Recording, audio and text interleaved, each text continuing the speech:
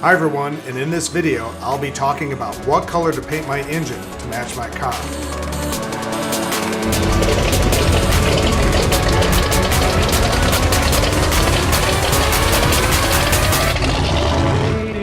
Hi everyone, and welcome to the channel about building a kit car and other car topics. If you like what you see, please subscribe and hit the notification buttons below and share with others on social media. So my head has been spinning on this topic for a while, since my block is at the shop. As soon as it comes back, I have to clean and paint before putting it together. And I'm struggling with what color to paint it. Many nice custom restoration cars match their engine color to the outside of the car. And since I don't have a car yet, it's a little difficult. But in reality, if I did have the car, I'd be in the same situation anyways, because trying to pick colors is very difficult for me.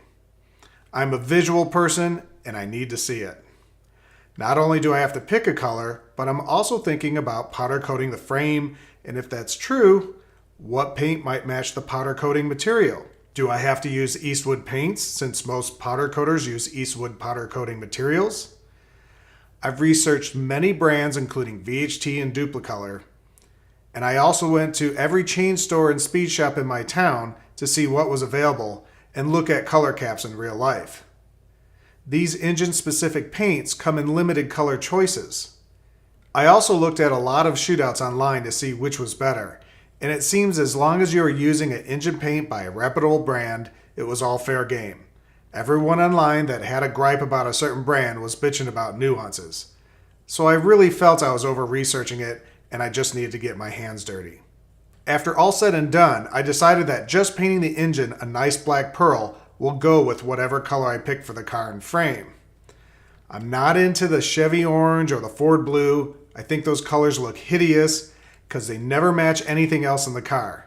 And I know it's a trademark in a sense, but newsflash, your trademark color sucks when it comes to color coordination.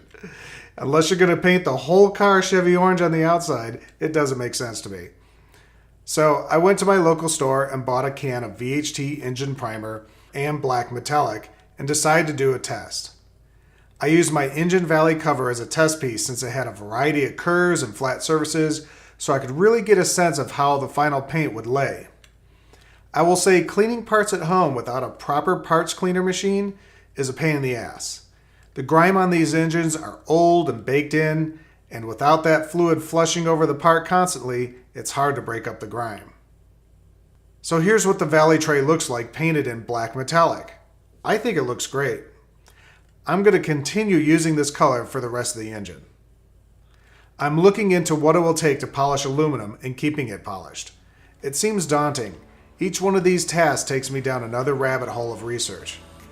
Probably the next time you see me, I will have the block back and I will start the rebuild. Until next time, please hit the subscribe and notification buttons and have a great day.